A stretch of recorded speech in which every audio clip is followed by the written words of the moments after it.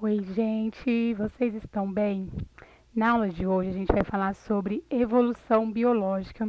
E eu queria falar uma coisa primeiro, antes de começar a falar desse assunto, falar uma coisa muito importante para vocês. Porque essa aula ela não tem o intuito de mudar nenhuma crença de vocês e nem de falar que nada do que vocês acreditam está errado. Até porque, né, quando a gente fala sobre evolução biológica, a gente fala de um monte de teorias que até hoje não, que ninguém conseguiu provar. No entanto, são essas teorias que o vestibular pede, então a gente precisa falar sobre elas. É, mas além delas, a gente tem uma série de outras que a gente chama de mitologia, uma série de outras mitologias que tentam provar a existência do ser humano baseado nas suas crenças. Não tem nada de errado com isso.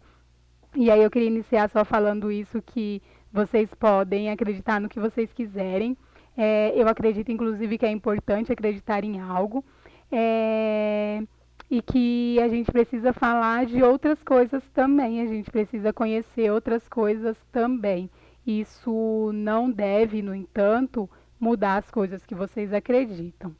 Vou começar falando sobre os mitos da criação do mundo. A gente tem um monte de mitologia, um monte de mito que tenta explicar como que o mundo surgiu. Uma das mitologias que a gente tem é a mitologia Yorubá.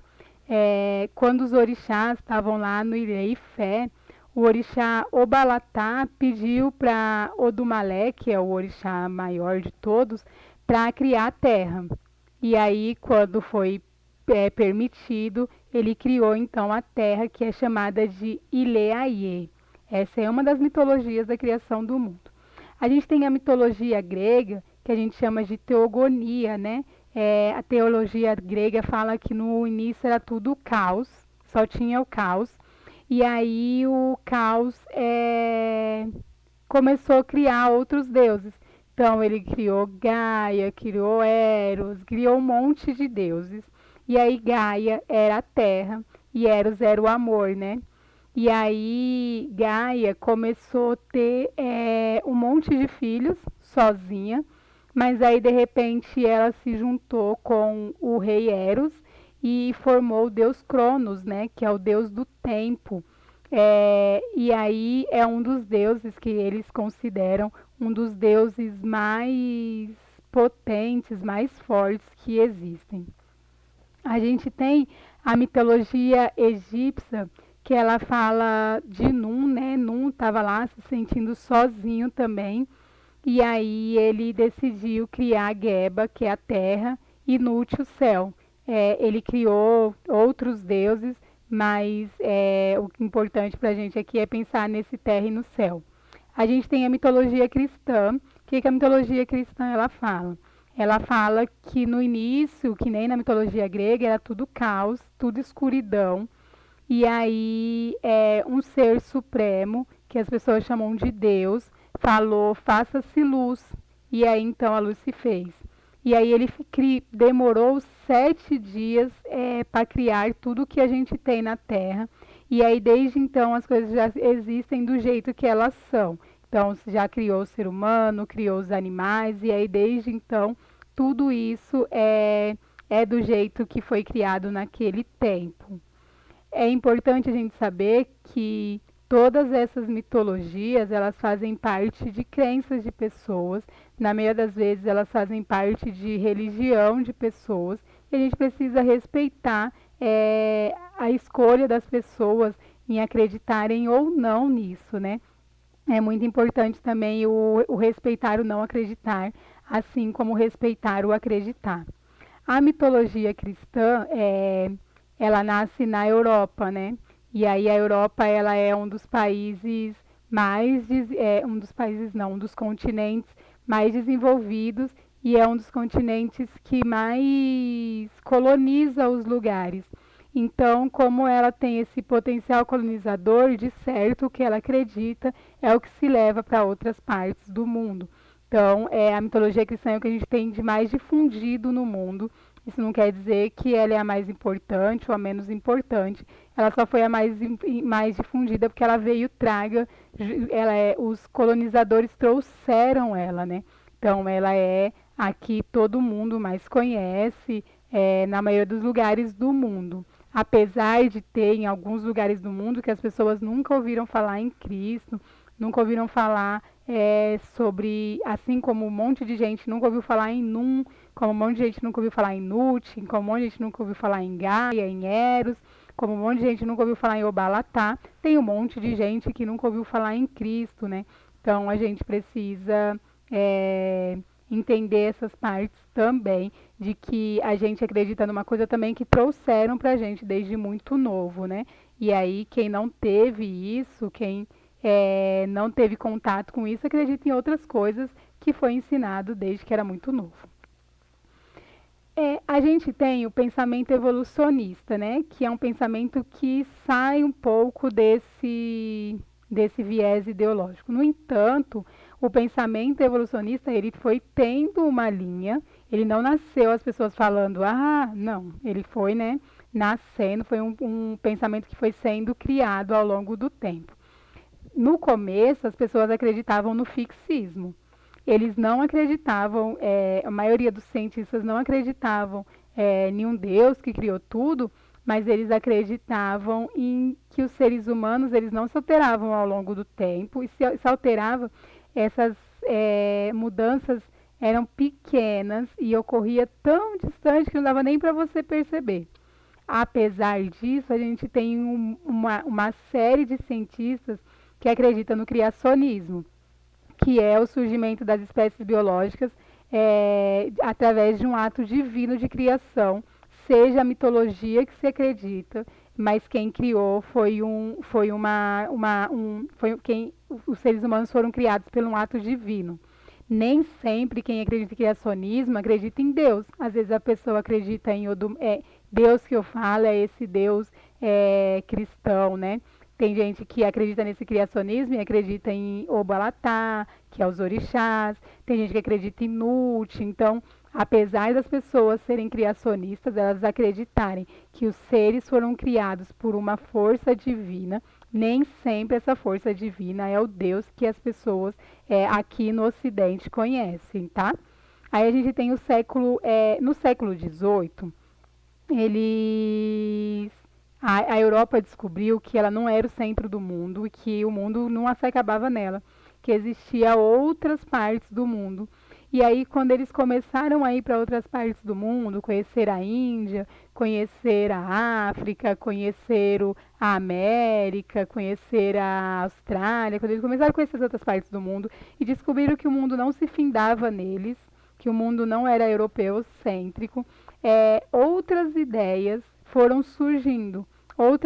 As pessoas olharam e falaram, ué, não é bem assim como a gente pensa, existem coisas diferentes, né? Existem mais coisas do que a nossa vã filosofia possa imaginar. E aí, com isso, foi começando a se criar outras teorias de evolucionismo, que a gente chama hoje de teorias evolucionistas ou evolucionismo. O evolucionismo e o criacionismo, diz a ciência, e é isso importante a gente falar, que quem faz essa diferença entre evolucionismo e criacionismo é a ciência, então logo ela vai puxar uma sardinha para o lado dela, mas ela fala de que existe a diferença fundamental entre o criacionismo e o evolucionismo é que o criacionismo ele invoca o sobrenatural para invocar fenômenos da natureza. Então, tem gente, por exemplo, que acredita que quem faz o vento é Deus. Tem gente que acredita que o vento, quem faz o vento é Yansan, que é um orixá. Então, tem gente que acredita em outros deuses que são capazes de fazer esse vento. Isso é o criacionismo. A ciência, e aí isso é inquestionável. Por quê? Porque é assim. Segundo a ciência, as pessoas acreditam nas coisas assim. A ciência já fala que ela não acredita em verdades inquestionáveis, que tudo que existe pode ser desdito, babá. No entanto, não é bem assim, né? Quando a ciência ela fala alguma coisa e você desacredita daquilo que ela está falando, você acaba virando chacota no meio científico, porque a ciência, ela se baseia também muito em crença. Tem muita coisa, por exemplo, quando você vai explicar o Big Bang, qual a origem do Big Bang? Então, você também acredita, você tem que acreditar que algumas coisas aconteceram que você não consegue provar. Então, apesar dessa distinção que a ciência faz entre evolucionismo e criacionismo, a ciência ainda tem acreditado em muitas coisas que ela não consegue provar, mas que ela acredita. E aí, muitas vezes, você tem cientistas que acreditam naquela coisa só porque aquilo difere do que pessoas religiosas acreditam. Então, se difere, então eu prefiro acreditar nisso do que nisso. Não estou falando que pessoas religiosas são as mais certas e nem que cientistas são os mais errados. Estou tentando trazer para vocês uma outra visão do que a gente normalmente vê por aí, né? É, e aí, como que a gente constrói um pensamento criacionista? O pensamento criacionista ele é baseado em dogmas, ou seja, o que está dito e a gente vai acreditar nisso porque a gente acredita. E ideias e pressupostos revelados de forma sobrenatural. Então, como você sabe isso? Porque um anjo veio me contar. Como isso para a ciência é inconcebível, né? E o criacionismo também acredita em verdades absolutas. Então, por exemplo, criacionistas cristãos acreditam que o mundo foi criado em 7 dias, que Deus criou o mundo, na verdade, em 6 dias e descansou no sétimo. É uma verdade absoluta e que não vai ter questionamento. É uma verdade e acabou. Já a ciência, ela fala que ela se baseia em cosmologia, em geologia, em arqueologia e antropologia. É uma verdade? É. Mas essa geologia, essa arqueologia, essa antropologia, essa cosmologia, ela tem a gente tem alguns tempos perdidos no meio disso, né? A gente não conseguiu formar uma linha evolucionista de fato ainda. E aí é sempre essa linhas que a gente que falha, que os criacionistas usam para falar, olha aí, ó, tá vendo como um ser superior existe, como e é a linha também que faz com que os cientistas comecem a criar crenças, né? Porque, tipo, que Deus, isso acontece por causa disso, disso e disso. Como assim por causa disso, disso e disso, você ainda não conseguiu montar essa linha inteira? Então, concorda que eles também têm algumas crenças também? Então, e aí eles vão sempre sobrepor. Existem muitas brigas entre cientistas e criacionistas, brigas que eu digo não assim, é, eu e você que somos pessoas comuns, mas brigas de peixe grande mesmo. As pessoas discutem dentro de universidades criacionismo, evolucionismo. Eu acho importante o debate, porque para a gente não cair nessa de verdade absoluta, nessa de que o que eu falo é sempre verdade. E é isso, né? Os debates precisam acontecer, mas eu acho que é para isso os debates mesmo, que a gente nem sempre vai conseguir formar uma linha completa de todas as coisas e tá tudo bem. Por mim tá tudo bem, né? Não sei para vocês. Para quem não tiver, pode se formar em biologia, estudar antropologia, arqueologia, tentar formar essas linhas aí. Tá lá, né? Um mundo de coisas para serem descobertos. Aí a gente tem, né, as ideias evolucionistas e a gente começa a falar de ideias evolucionistas, a gente sempre começa a falar por Lamarck. Lamarck tem uma série de coisas, de teorias que foram contrapostas, principalmente por Darwin. As pessoas acham que Lamarck e Darwin vivia brigando, no entanto, o Darwin nasceu no ano que o Lamarck publicou o seu livro. Então, tipo, não, né, gente? Mas o Lamarck, ele acreditava na geração espontânea de forma ancestral.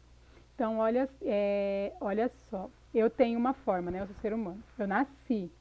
E aí, como que eu vou formar um outro ser humano? Esse outro ser humano vai nascer espontaneamente.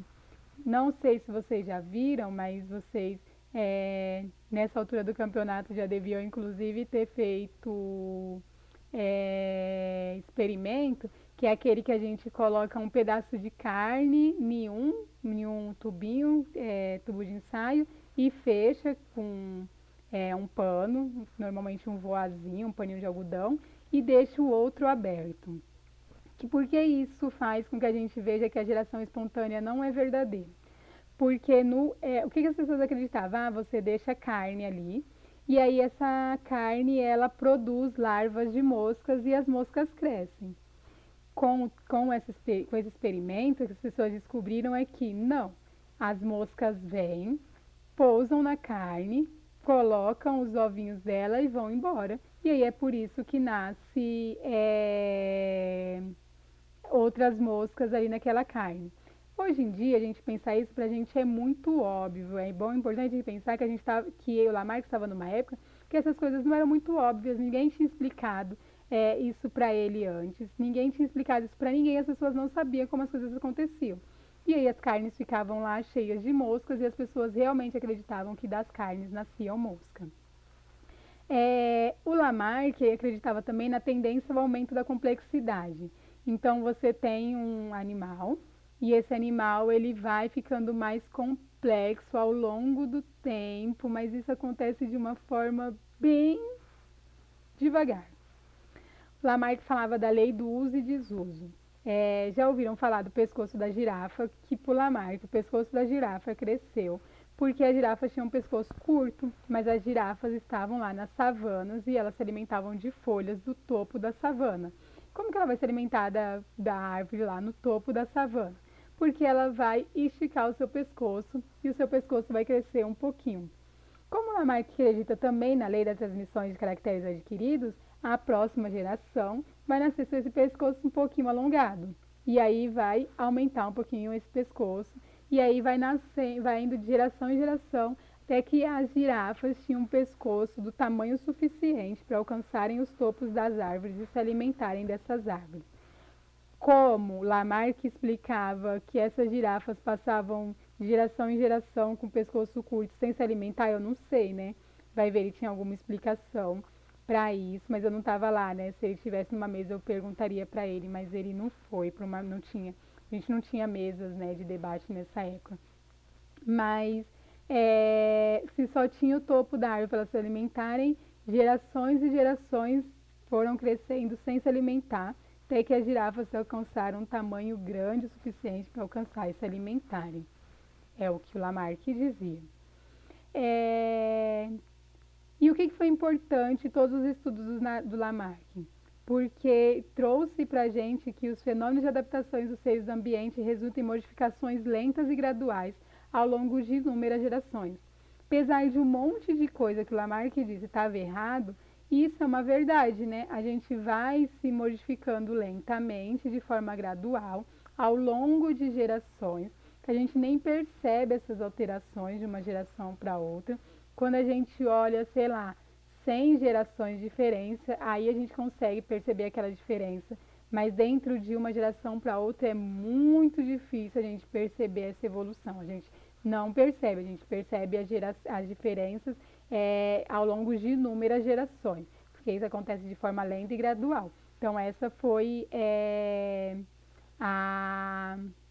o que Lamarck trouxe para a nossa ciência. Depois disso, nasceu um burguês safado, que era o Darwin, rico. Aí ele foi lá e falou: o quê? Ai, pai, me dá um barco, quero viajar o mundo. O pai dele deu para ele o que ele chama de Beagle, o barco dele. E ele ficou viajando o mundo nesse Beagle, nesse barco dele. Ah, gente, muito safado. Ah, não gosto.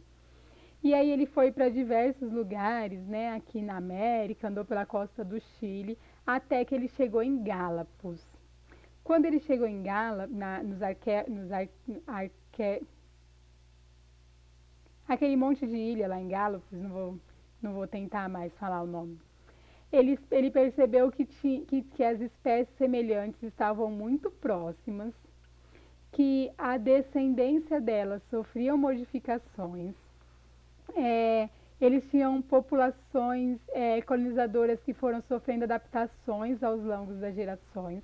Então Darwin conseguiu mostrar que com isso existia um ancestral comum. porque esse ancestral comum fazia com que eles fossem muito parecidos. No entanto, o ambiente diferente de cada ilha fazia com que eles sofressem adaptações ao longo de gerações e ficassem diferentes. Ele também explicou a seleção natural. Então, o que ele falou? Ó, aqui nessa ilha aqui, a gente tem minhocas para comer. Então, os pássaros de bico alongados vão viver melhor aqui. Se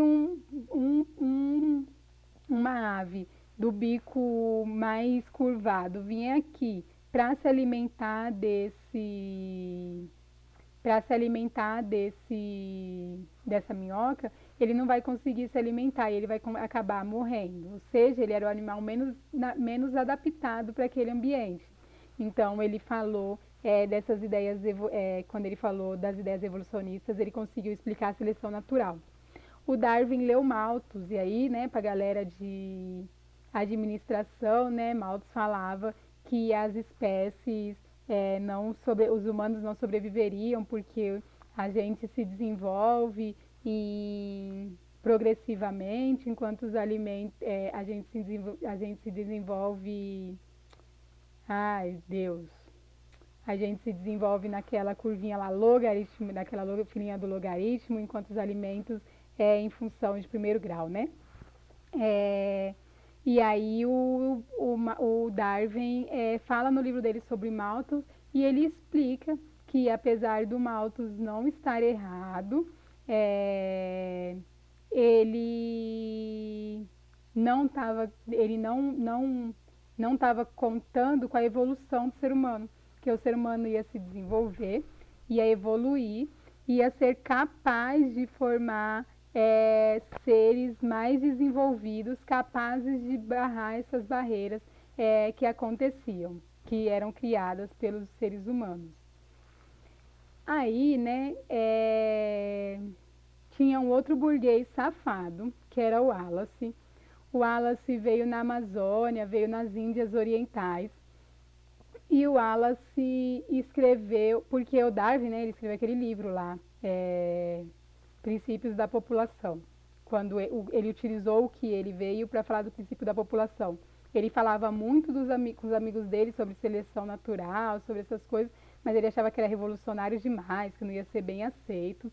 Mas aí o Wallace veio na Amazônia, foi nas Índias Orientais, achou que era tudo meio a mesma coisa, desenvolveu uma teoria falando sobre seleção natural e escreveu para Darwin. E aí quando ele escreveu para Darwin, que Darwin viu o que ele falou, que ele percebeu que eles chegaram quase que no mesmo... chegaram quase que nas mesmas conclusões. Aí ele escreveu A Origem das Espécies, que é o livro dele mais conhecido, e aí na origem das Espécies o Darwin ele junta a teoria dele com a do Wallace e fala sobre seleção natural. Eles têm bastante desenhos, né? Principalmente o Darwin ele desenhou bastante os bicos das aves, então ele explica muito através de desenhos. E o que as pessoas, os cientistas usam para falar das evidências da evolução biológica? Eles falam de fossilização, então dos fósseis, né? Normalmente eles fazem uma datação radiométrica, que é uma datação que chega muito próximo à data daquele fóssil. Aqui eu coloquei para vocês o fóssil que foi encontrado da Luísa, né, lá na África, o fóssil humano mais antigo que foi encontrado, mostrando então que a vida teve origem no continente africano. Eles utilizam também a anatomia comparada, então eles comparam as funções de um corpo, órgãos de um corpo com órgãos de outro corpo e tentam entender se aquilo são órgãos homólogos ou órgãos análogos. O que são órgãos homólogos? São órgãos que se desenvolvem de maneira semelhante nos embriões de diferentes espécies. E aí nem sempre esses órgãos homólogos vai ser o mesmo órgão. Então, por exemplo, o braço do humano e a asa do morcego são, são regiões que são órgãos que que se desenvolveram da mesma origem embrionária, né? Que a gente chama das nadadeiras, Aqui o exemplo que eu coloquei para vocês foi braços humanos, nadadeiros golfinhos, mas tem também as asas dos morcegos. E os órgãos análogos diferentes são estruturas que eles desempenham estruturas semelhantes, mas a origem embrionária deles é diferente. Então, por exemplo, uma asa de ave e uma asa de inseto. Ambos servem para voar. No entanto, apesar de servir para voar, elas se desenvolvem, elas vieram embrionariamente de regiões diferentes.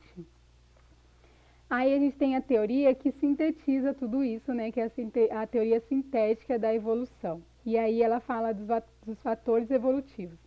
Ela fala que ocorre mutação gênica, ou seja, você tem as suas bases nitrogenadas lá, e aí elas trocam e ocorre mutação. Isso pode ser benéfico, como isso pode ser maléfico, né? A gente tem, por exemplo, que o câncer é causado por mutação gênica.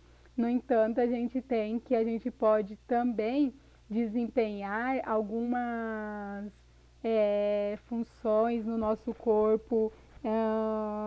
A gente pode ficar melhor contra algumas doenças também por causa de mutação gênica.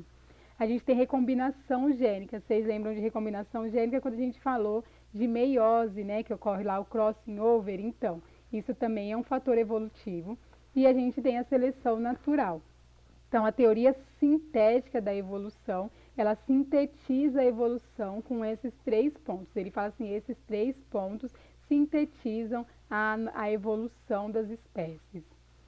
E aí, as espécies, elas também se adaptam e evoluem. A gente tem o melanismo industrial. Vocês lembram das mariposas? A gente tinha as mariposas lá na Inglaterra, antes da Revolução Industrial, que a gente tinha uma maior quantidade de mariposas claras, e essas mariposas elas ficavam lá se camuflando nos troncos de árvore. Depois da Revolução Industrial, a gente teve as mariposas que começaram a ser as mais escuras, né? Por quê? Porque o tronco das árvores começaram a ficar mais escura, e aí as mariposas claras passaram a ser mais predadas do que a mariposa escura, porque as mariposas escuras conseguiam se camuflar melhor lá nos troncos das árvores. A gente tem também de adaptação e evolução, camuflagem, coloração de aviso e mimetismo. Camuflagem, o exemplo que a gente tem são as raposas dos Árticos. As raposas dos Árticos, durante o verão, elas são meio marronzinhas, que elas ficam com uma cor bem parecida com o mato ali.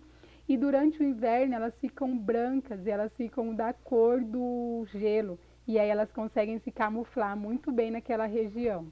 A gente tem coloração de aviso, então organismos com cores muito fortes, amarelo, azul, vermelho, preto, essas cores muito chamativas, eles normalmente são venenosos. E aí essa coloração de aviso é muito mais para eles do que para a gente. Apesar da gente não chegar perto desses animais sabendo já que eles são venenosos, isso serve para eles se protegerem, porque eles deixam de ser caçados, porque os animais se lembram que um animal daquela cor não tinha um gosto muito saboroso, ou não tinha, ou produzia, como eu posso dizer, um veneno que acabou matando alguém, e aí isso fez com que eles, essa coloração de aviso faz com que eles sejam menos predados. E a gente tem o mimetismo. O mimetismo é quando um animal imita outro. Então, por exemplo, a gente tem aqui o exemplo da coral e da falsa coral. A coral é uma cobra venenosa. A falsa coral não tem nenhum veneno. Mas você olhando, dificilmente você vai conseguir distinguir uma coral de uma falsa coral. Os animais também não conseguem distinguir. Então, os animais, eles acabam, tipo, não vamos mexer com ela, porque a gente não sabe se ela é coral ou falsa coral, e ela pode ser venenosa, e quando a gente se alimentar dela, a gente morrer. As pessoas não têm muito o que fazer, e aí tem 2 tipos de mimetismo. O batesiano e o mulleriano. Um porque o Bates falou e o outro porque o Muller falou. E é basicamente a mesma coisa. A diferença é que o batesiano, ele fala sobre o sabor, né? Ele fala que as borboletas, ele fala sobre as borboletas, que os animais deixavam de comer as borboletas que eram iguais, porque eles lembravam do sabor, e o mimetismo mulleriano, que ele fala da cor, que os animais deixavam de predar aquele animal por causa do sabor. É a mesma coisa, é só porque o ego das pessoas não permite que a gente fale sobre mimetismo, elas precisam do nome delas lá no livro e tal. E aí eles entram com isso falando de mimetismo batesiano e mimetismo mulleriano. Gente, era isso que eu tinha para falar. Agradeço muito a presença de vocês. Sei que esse bimestre não foi fácil. Não sei por quanto tempo a gente vai precisar continuar assim, mas também sei que não vai ser muito fácil. Então, descansem, façam a atividade o quanto antes vocês puderem fazer e descansem.